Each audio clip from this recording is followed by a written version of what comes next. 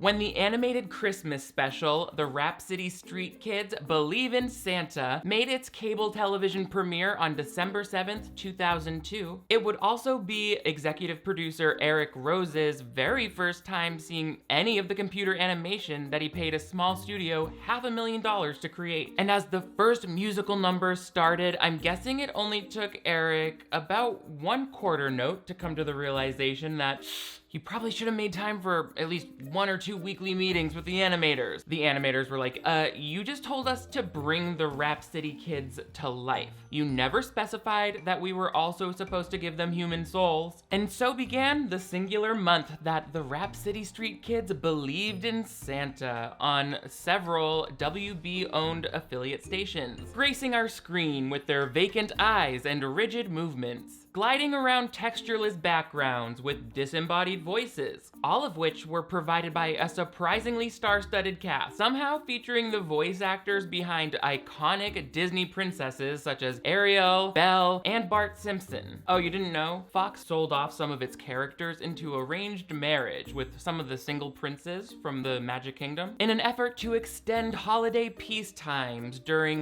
the Great Conglomerate Wars. So yeah, Bart's a Disney cast member now, currently enjoying his honeymoon with, who did we give him? Ooh, that old priest from the Hunchback of Notre Dame. Whew, kind of up that we did that. One thing that's even more disturbing is the disparate levels of quality between this musical animated special's top-tier voice talent and its dead body in a bathtub visuals, which inadvertently does a great job of highlighting the unique order of production that happens for animated films. So it's time to get wrapped up in a 3D animation about Santa Claus made by a group of people who never figured out how to make a 3D animation of Santa Claus. So grab the most sentimental item you own and give it away to some girl you know. In today's Rapsittie Street Kids Do Christmas installment of Clip Breakdown. Hello television viewers, my name is Nick. Thank you so much for joining me once again on my channel for another installment of Clip Breakdown. This is the playlist where we dive into our favorite movies, TV movies, and other such content here on the web. Ooh, that voice. And we crack it into pieces, mama, like the surface of an ice skating rink that's really a thin... Something about falling through ice is what I was gonna say.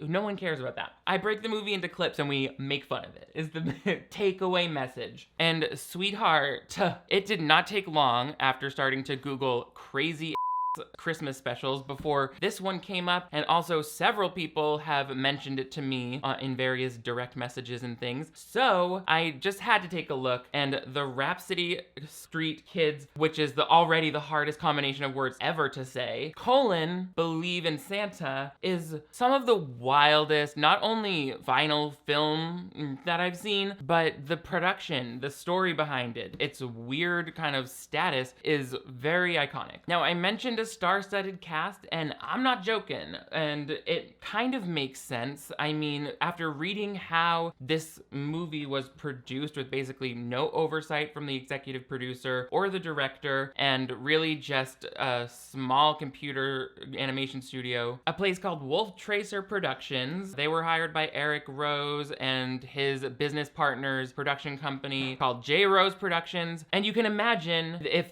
$500,000 is what they paid the animators to create every scene of the film, then they must have used a similar total amount of money to pay the voice actors. And it's kind of interesting how they fund a lot of animated movies. They'll get their, lead actor or voice actor attached and often have them record some version of the script because the animators need the dialogue to animate to. The look and feel of this freaky deaky animation is enough to keep you up at night. Or at least it will if you're not sleeping on the right mattress, which is something I don't have to worry about because I have a mattress from Helix Sleep. Thank you, Helix, for sponsoring today's video. Helix Sleep makes premium mattresses and bedding customized to fit your needs and then shipped directly to your door, which is how I unboxed this beautiful king-sized mattress. Look how it just pops open. I was able to set it up myself, and that's saying a lot since even my 3-piece Christmas tree is still in a cardboard box. I've already been sleeping on my Helix for over 6 months, 180 nights where I've gotten better sleep, and clearly I'm not the only one since I've seen several comments from the tasteful and perfect people who subscribe to this channel letting me know about their positive experiences with a Helix sleep mattress ever since I recommended it. Helix knows that everybody's different. That's why they have a sleep quiz that they created to perfectly match your unique body type and preferred sleeping position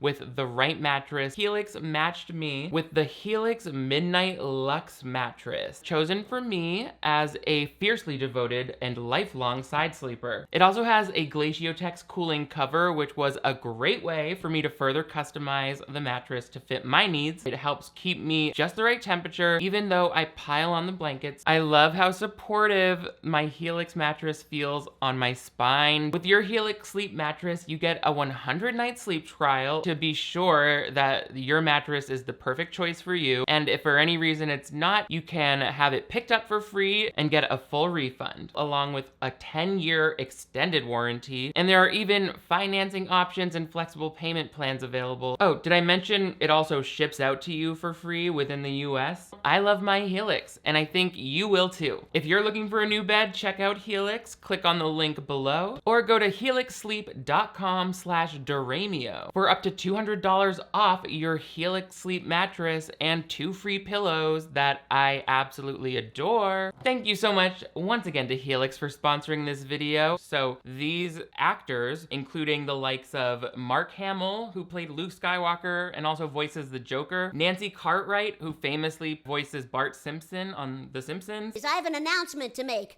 I'm bored. But I'm starstruck by Jodie Benson. She is the voice of Ariel from The Little Mermaid. I have seen this video of her recording a part of your world, and it was just like so cool watching how hard she works to emote through her voice. Plus Paige O'Hara, the voice of Belle from Beauty and the Beast. So like these are very recognizable voices throughout the whole movie. I'm like, who is that? That's from a thing. Usually I'm like, oh, that's Nelson from The Simpsons. Does it walk you home from school? Or that's Belle. I'm so sorry. Mark Hamill has said he doesn't remember ever recording this, but he has done so much voiceover work that there are some things that just aren't in his recollection. And I'm sure the case was the same for many of these people. Like, again, voice actors, they tend to be recording a lot of stuff. You know, they'll do commercials, radio spots, little films, TV shows, full-length films like this. It doesn't take them more than probably 3 days to record a feature film. And then the actual animation often takes 2 to 3 years, if not longer, so it's easy to see how even stars of Disney movies from the Renaissance, like Beauty and the Beast, might end up with their voice in something that looks this bad. Let's take a look. We start by following a snowflake over the town, and even this snowflake doesn't seem right to me. Like, it's huge in comparison to the others. It was the week before Christmas that I'm talking. I spent the day shopping with my grandma walking.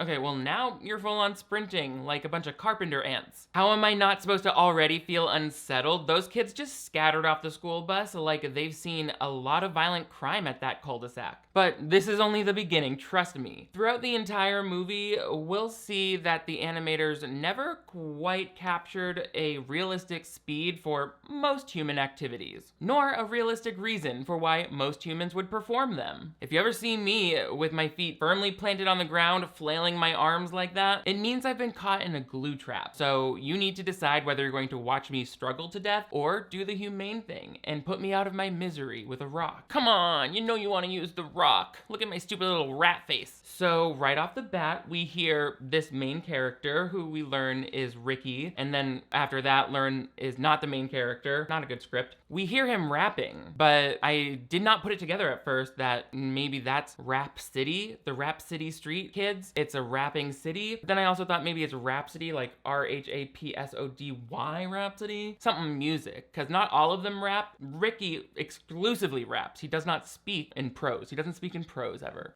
I'm not selfish, I'm just driven. I've been a good boy through the year, you better know it.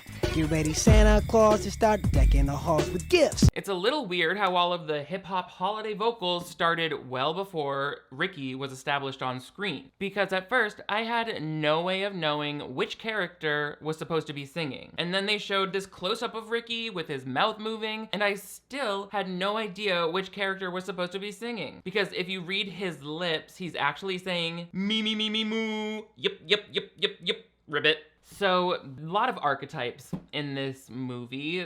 For example, Ricky is like the Tiny Tim type character, or, Gifts of the Magi, where poor people want to give gifts on Christmas, but they can't. I've been pretty broke in my life, and when it came to gifts, I wasn't even thinking about it. I was like, yeah, you're not getting gifts from me. I can't even afford new socks. I wasn't really longing to give a cool gift. Maybe that's just me. I should only speak for myself, because look at Ricky here. He's looking through the window at the 250 square pixel kind of flat images. They were like, this store is filled with .pngs, but he's only got 3/4, but he really wants to impress another girl in his class, as we'll see here when he talks to his dead mom, I guess. Mama, I miss you big. You gave me this bear 'cause of love, so I'll give this bear 'cause of love. What? You're giving away your dead mom bear doll? But it's your most prized possession, which you made clear by leaving it on the ground under some other crap. I'm not saying there's a lot going on cinematically here in any case, but couldn't they have made a more cinematic kind of visual for that bear? Like, he keeps it in his closet with a picture of her. Why did he pick it up off the ground under a ball? Why would that even be stacked like that? You could have like a cute little memorial of him as a baby with his mom, because it's kind of hard to get invested in the main character's backstory when it always feels like he's 18 feet away and unable to make facial expressions. With the blocky 3D models and low resolution renderings, it's rare that this animation successfully communicates anything with the human face. In fact, the most information I do get is from the framed photo of Ricky's late mother, whose eyeglasses indicate that she died sometime in the mid to late 90s, if those are the ones she was wearing at the time. Well, Ricky, were they? Tell us what kind of glasses your mother had on in her open casket. It's important for Santa. Ricky, I think, is dreaming of Nicole, a character we meet later, and they transition the story to being about her. Oof.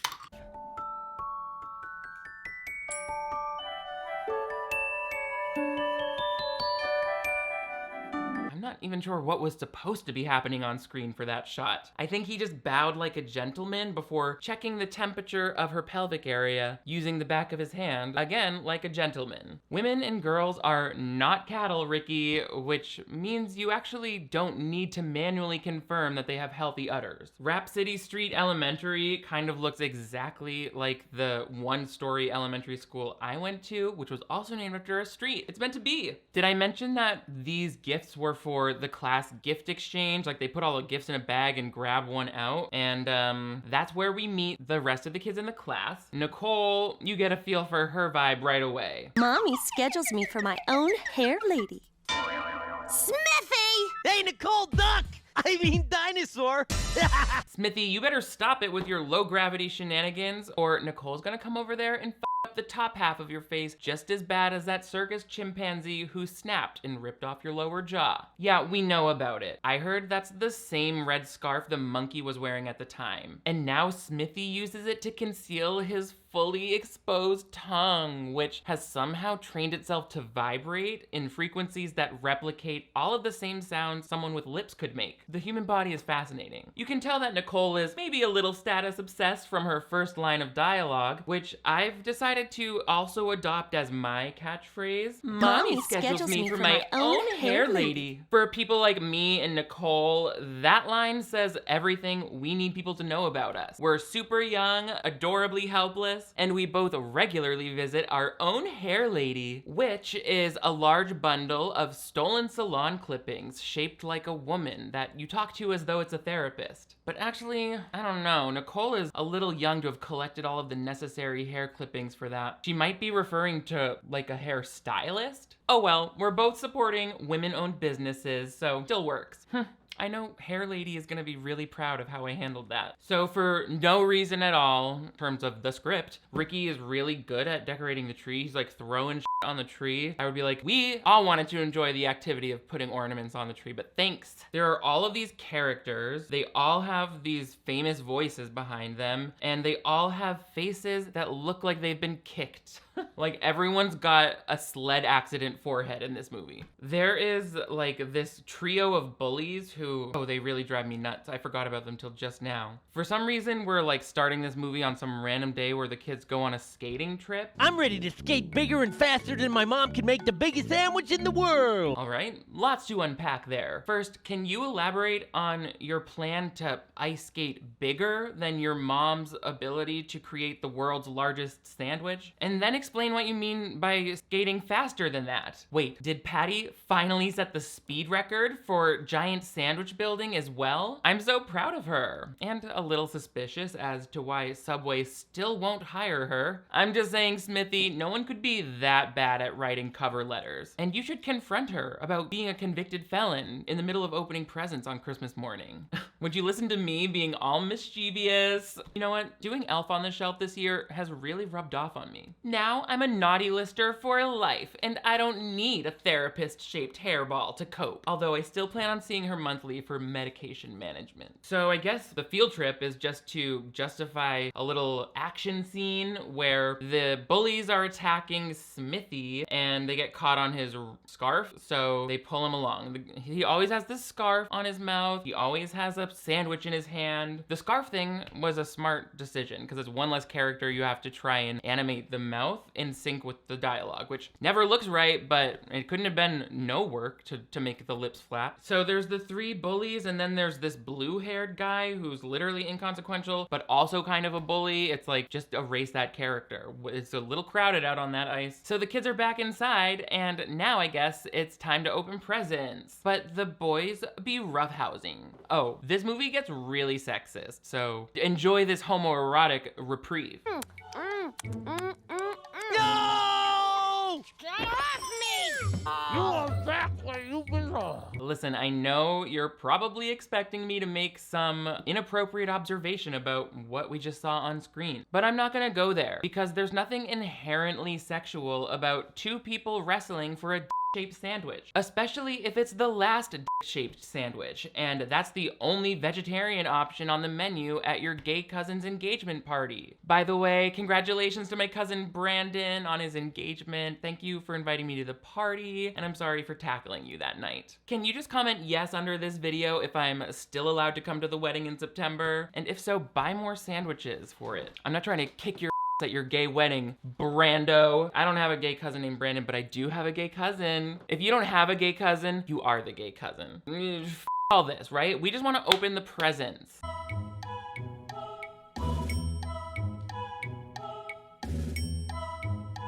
Can't say I'm aware of this particular Christmas tradition, which I have no problem describing as ritualistic sack worship. There are lots of different ways to celebrate the season, and for this teacher, that includes doing the robot whenever she encounters such an abundant sack. So Nicole, the blonde girl, is over there talking to Lene. I guess Nicole is not happy with the model reindeer she got, so she like throws it down because Lene's like, I like it, and she's like, you can have it. Because why? Nicole is cool, not some nerd with brown hair and glasses like Lene. Nope, Nicole is the other type of girl that exists. The blonde, blue-eyed rich girl with only one thing on her mind. Now my gift's the best. It came from the mall. Does Santa shop at the mall? All of my presents come from the mall. I know you like this stuff, Nicole. Of course.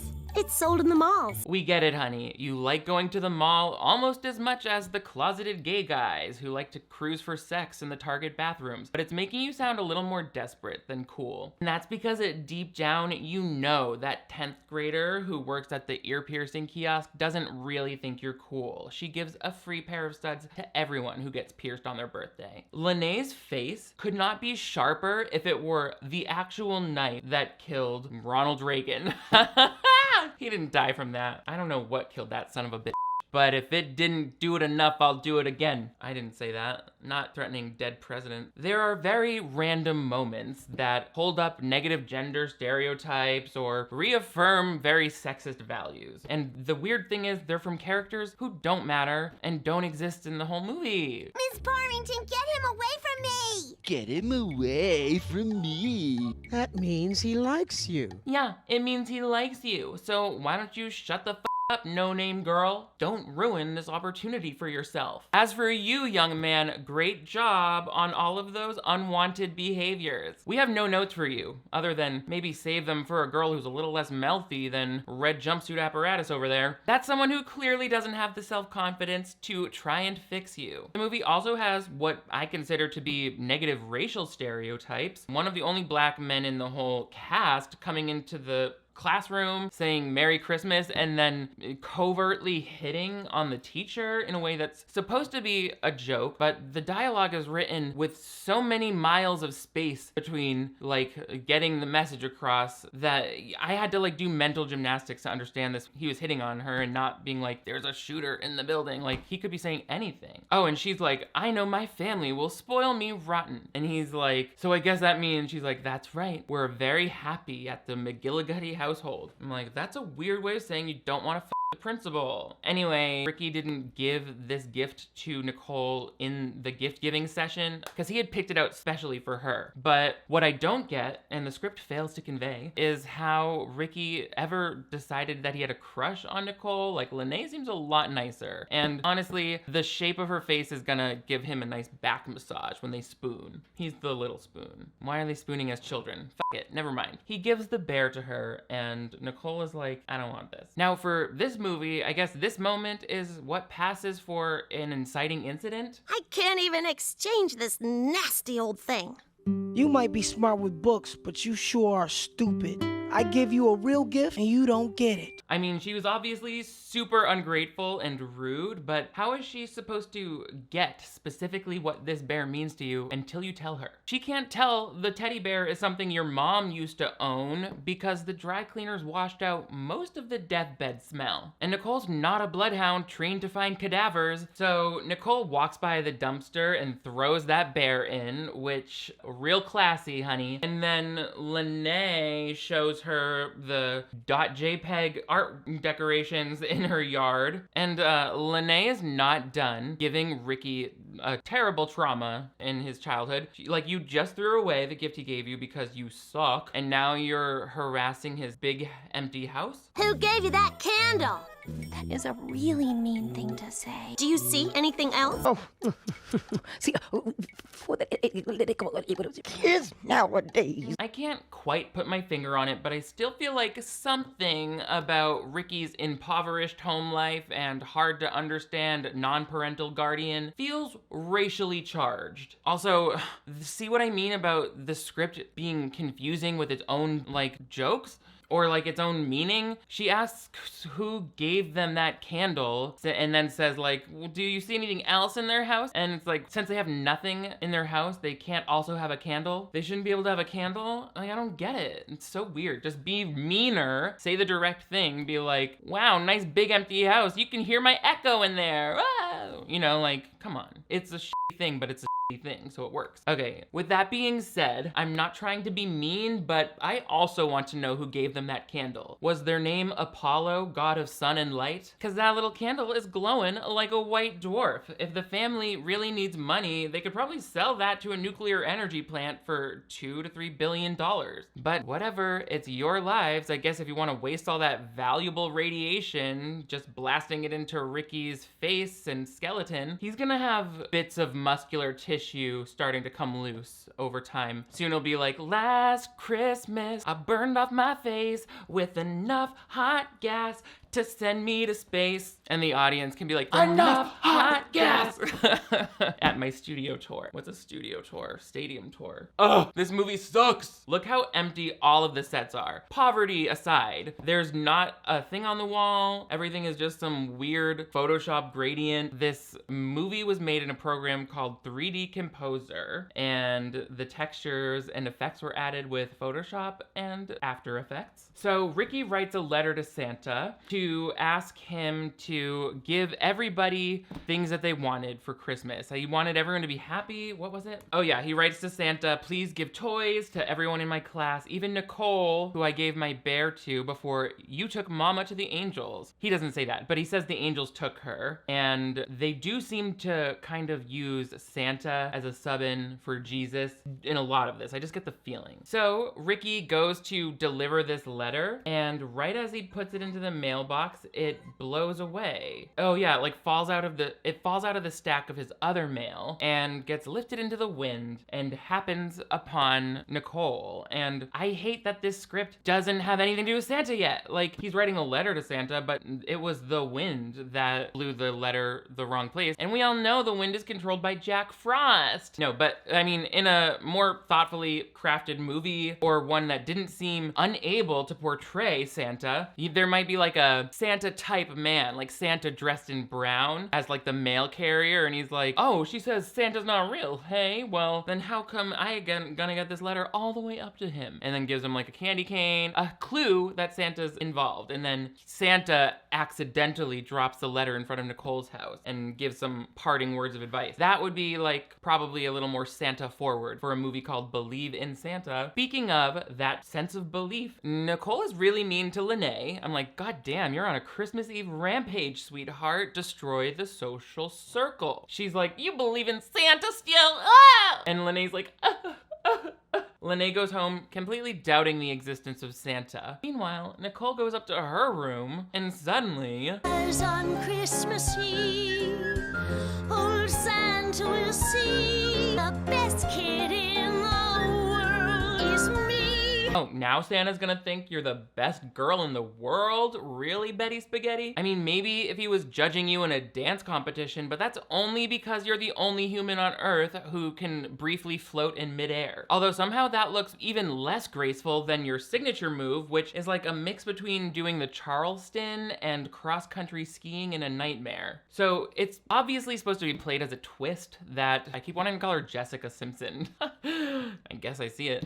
It's supposed to be a twist that Nicole goes upstairs after singing the nays, the nay-nay, doing the nay-nay and saying nay to the existence of Santa. Then she goes upstairs and she's like, Santa, I love you. But it's written so small as a reveal that I at first just assumed it was a continuity error and she suddenly believed in Santa despite making fun of people in a previous scene. This would be a great time for her to not be singing into the mirror and doing nothing. I understand animating is hard. I'm just letting you know there's no action going on in this scene. What if she had a shrine, a secret shrine in her closet, like Helga Pataki to Santa Claus? Or she's going through her memory box of all of her past photos sitting on Santa's lap. Or even she, I don't know, has flashbacks to when she saw Santa, or maybe we see flashbacks of her being mean all year, but in a way that she somehow mistakes for being nice because she's so self-centered. I don't know, something. It just doesn't make any sense to have it be nothing. Speaking of sexism, stupid Lene went home and acts like only her dad can help her with the clinical depression she's got from thinking that maybe there's a chance Santa doesn't exist. Aren't you the smart one? She has glasses and is nice. And we've never seen Nicole be smart, but Ricky was like, you may be smart with books, but you're stupid. But Lene's sad because she thinks Santa might be gone or never existed, and she really wants to talk to her dad about it. Meanwhile, Nicole goes out to the snowy front yard where her feet disappear, and she gets a hold of Ricky's letter to Santa, and oh, no way, she learns that that was the dead mom bear doll that she threw in the dumpster. So she's like, oh, what have I done? Back at Ricky's house, he's talking to his great-grandmother, trying to get advice. He's also sad. So basically, Nicole has caused sadness for her entire class today. Thank you so much for being alive.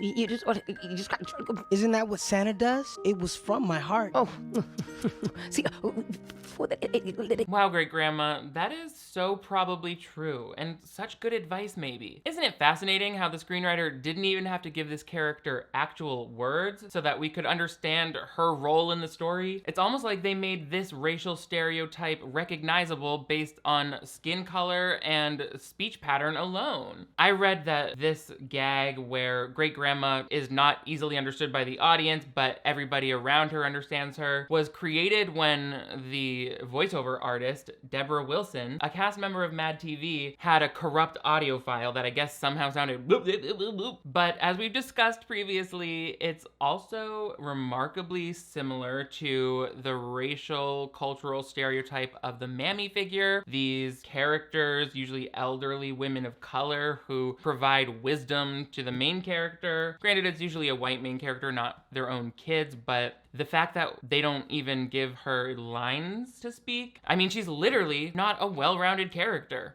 As in, too much of her skin is made of sharp corners and straight lines. We're supposed to just fill in the blanks about whatever great grandma said, and it was probably something like, being a good person is the real gift that you can't get from Santa. And you know what? I think she's right, Ricky. And also, for those haters at school denying Santa's existence, just ignore them. Just like you've been ignoring the signs of your grandma's neurological event ever since she started full-time silly speaking at breakfast. So, after reading the letter, Nicole has had a change of heart and is now getting people to help her dig through the dumpster to find the bear. The other three bullies are making fun of them for smelling bad, like as though that's supposed to add tension to the hunt to find the bear. I'm like, couldn't you put it in a trash can? Now the trash collectors are going down the street, blah, blah, blah, and she can't remember which trash can it was, so it's like a race. Also, what I hate about Nicole is that she had this entire personality change simply from reading a letter. Like, I'm not saying she was a bad person before, but she didn't even consider that it was a special bear. So anyway, I don't like that she just read this letter and that's why she felt bad. I feel like she should have seen in the window something sad about like the bear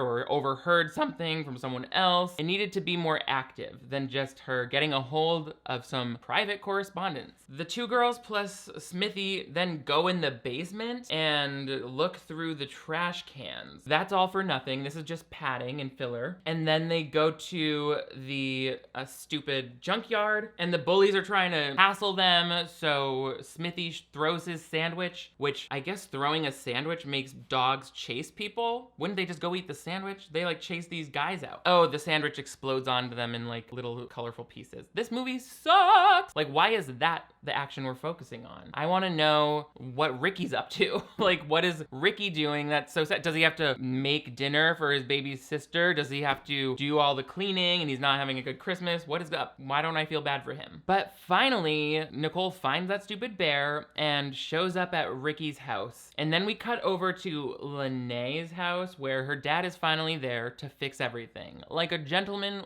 should. He makes a very superficial kind of explanation as to why Santa's real. Do you see him? Do you see Santa? I do, Daddy. He's there because I believe in him. Exactly. That's right, sweetie. Santa is whatever you need him to be in order to enjoy opening all of that magically free you'll be getting from him tomorrow while your mother and I go into debt. So yeah, I guess now Lanae feels better because she saw Santa in the cloud of vape smoke that lingers over the high school. That brings us into one of the 5 original songs in this movie. Although my favorite musical part is the angels going on a keyboard like, ha, ha, ha.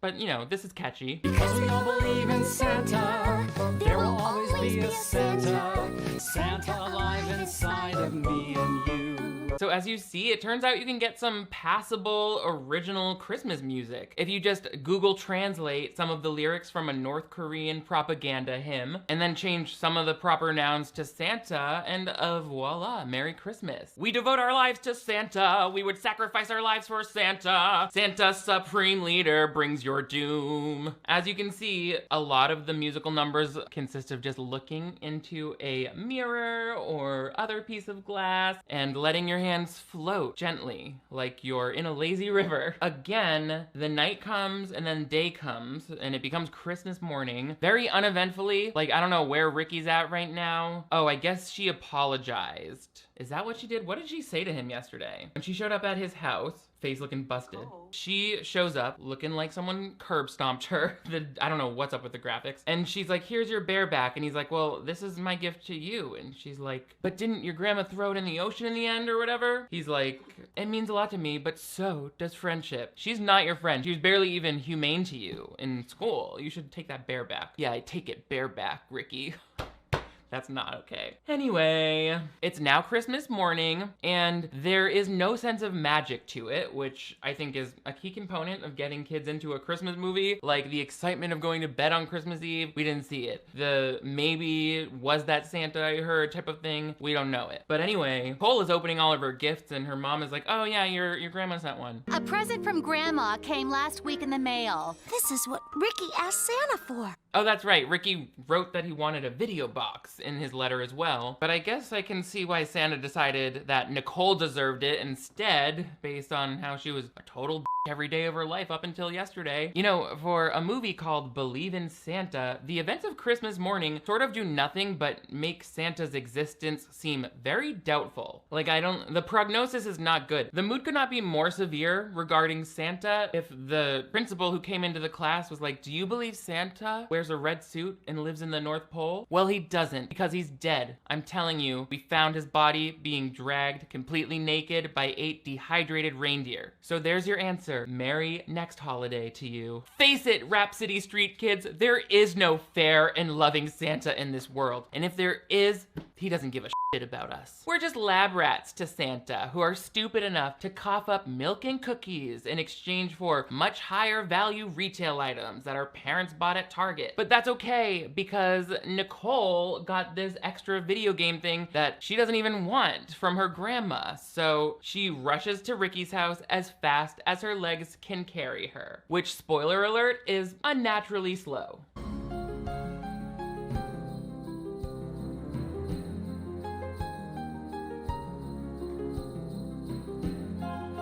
That's Nancy Drew after the edible hits, and she accidentally walks all the way home carrying a piece of evidence from the crime scene. Nancy, you can't keep doing this and pretend that it's not a problem or affecting the outcome of the investigations. When there have been several bloody hammers that you've absent-mindedly thrown away that would probably connect a lot of the murders in this town. I don't think I can explain to you how much of this movie is just watching people walk across a driveway in real time. They were like, we don't have a lot of plot here. We should just make the houses a little further apart. Oh, Lene's little sister asked for a pony, and then they will look out the window and they have a pony. So Lene, I guess, now believes in Santa, and I don't know what to believe, because Ricky asked Santa for the video box, but Santa didn't give him one, and when Nicole brings it over, she's like, Santa brought this to my house instead, and he's like, Santa can make mistakes? I thought you didn't believe in Santa. And she's like, of course I do. How else would I have gotten this thing by mistake when it's yours? And it's like,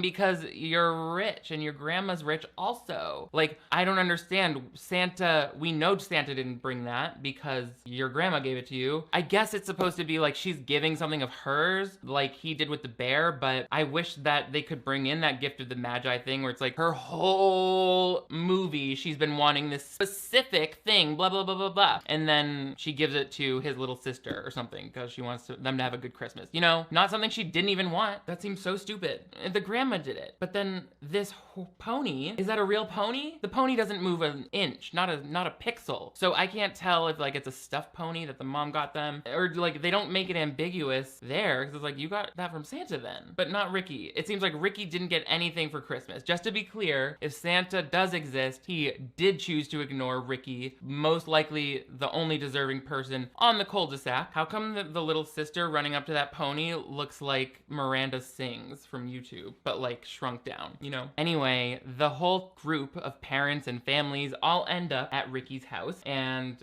I guess they all believe in Santa. So let's get some words of wisdom from Great Grandma. Great grandma, you always know just what to say.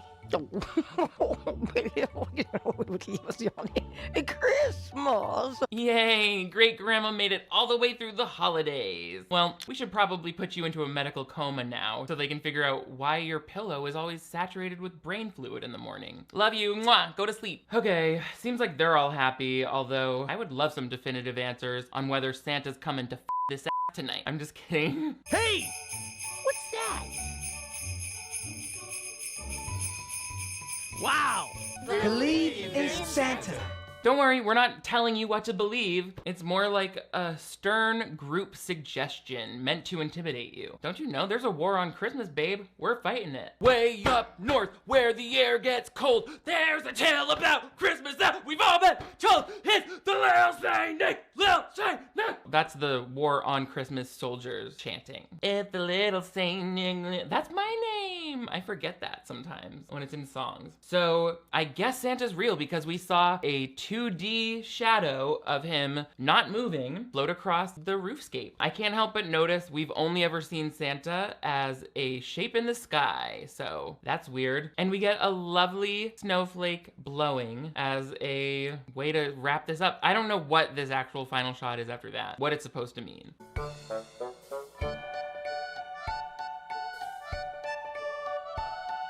Oh, I think I get it. The whole Christmas special was actually just Nicole's typhoid-fueled fever dream. Oh, well, at least she looks peaceful now that she's finally passed on. I'm gonna go shut off her space heater because it's a little easier to move the body when it's slightly frozen. And everyone felt like Christmas when they watched it. That was a Rapsittie Street Kids Christmas. I get it, they live on Rapsittie Street, and they had planned to do a, I guess, Easter version of this as a sequel, but naturally, the movie was critically panned and widely derided in pop culture, to the point where it disappeared and faded into obscurity after that December of 2002, until it was found in a lost media archive project in 2016 and added to Vimeo so that all of us can make it a Christmas classic now. Had you ever seen the Rapsittie Kids Street Christmas? Who's your favorite character? Tag yourself. I'm Nicole, the with the bear. The with the stuffed bear. You can all be Ricky, the poor kid with no furniture.